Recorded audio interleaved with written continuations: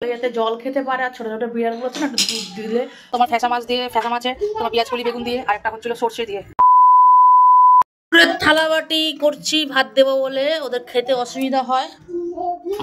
আর এই যে পাগল। আর রাতের বেলা ভাত হচ্ছে।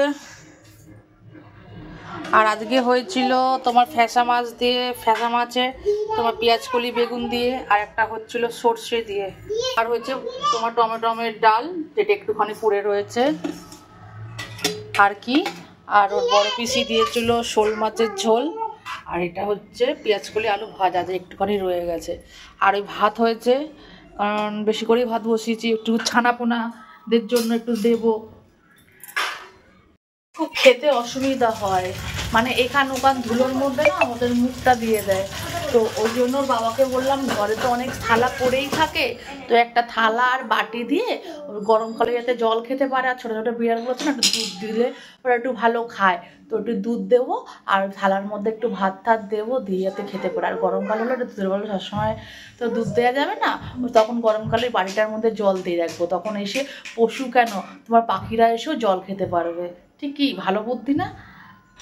তো এটা আমার বুদ্ধিটা এসছে আমার বন্ধু যখন বললো না ওকে একটা থালার মধ্যে দিয়ে দিবি তো ওই আইডিয়াটাতে ওই বন্ধু থেকে আইডিয়া বেরালো তখন আমার মনে হলো না একটা থালার বাটির ব্যবস্থা করি।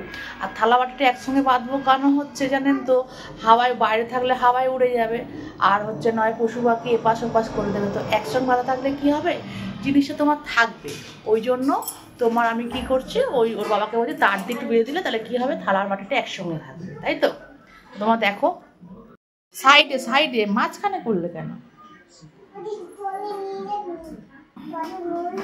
আর এই যে ওর নাকি বিজ্ঞান পরীক্ষা ওদের বিজ্ঞান পরীক্ষা ওর দেখলে মনে হয় ওর যে পরীক্ষা সারাদিন খালি ওই গুড় খেতেই রয়েছে।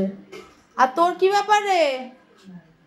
আর ভাত হয়ে গেলে এবার আমি 9:30 বাজে খেতে বসবো।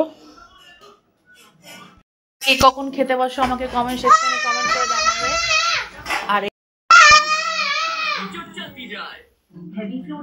গাইস দেখেছো বদমাশি দেখো খালি।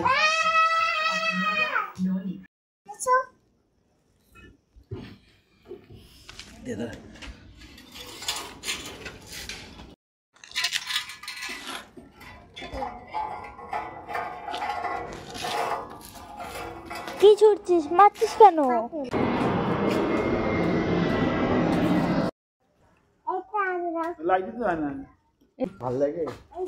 দেখ এদের জন্য করতে পারিস তো এরা ধুলোতে খাচ্ছে তো থালা বাসন তো পড়েই থাকে ম্যাগির একটা ফ্রি বাটি আর ঘরে একটা পড়া স্টিলের থালা তার দিয়ে বেড়ে দিলাম যাতে উড়ে না চলে যায়। তাহলে দিচ্ছে তো এবার লালু আসবে লালু খাবে থালা ঘুরিয়ে দিচ্ছি পাথর ঘুরিয়ে দিচ্ছি এই যে এরা খাচ্ছে কত সুন্দর। ওই দা হয়ে গেল ওই যে ওকে ওখানে দিয়েছিলাম জানো মারামারি করবে দাঁড়াও তাহলে ও ওই যে আসছে এবার মারামারি করবে বাবা আসছে দেখ না একে তাড়া করবে না ও একটু জল এনে দে বাবা।